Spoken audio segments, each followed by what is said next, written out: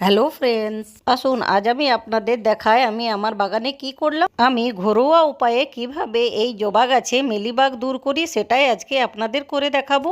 এই যে দেখুন, এখানে টবে কিছু দেশি জবা গাছ আমি লাগিয়ে রেখেছি, আর এবার এই গাছে প্রচুর মিলিবাগ হয়েছে। সেই জন্য ভাবলাম আপনাদের এবারে এই ট্রিটমেন্টটা করে দেখাই আমি কি করি। এ দেখুন, এগুলো মিলিবাগ। জবা গাছের প্রধান শত্রু হলো এই মিলিবাগ। শুধু জবা গাছ নয়, সব গাছেই মিলিবাগ লাগে, যেমন স্থলপদ্মতে লেগেছিল আপনাদের দেখিয়েছিলাম। এই দেখুন, একটা 1 লিটারের জলের বোতল নিয়ে নিলাম, তাতে 1 টাকা বা 1.5 টাকা দামের একটা শ্যাম্পু যে কোনো ব্র্যান্ডের নিয়ে নিলেই হবে। তারপর ওই জলে শ্যাম্পুটা ভালো করে মিশিয়ে নিতে হবে। এটা হলো মিলিবাগ দূর করার ফার্স্ট স্টেপ। প্রথম স্টেপ এই কারণেই বললাম, এটা করলে সব মিলিবাগ একেবারেই দূর হবে না।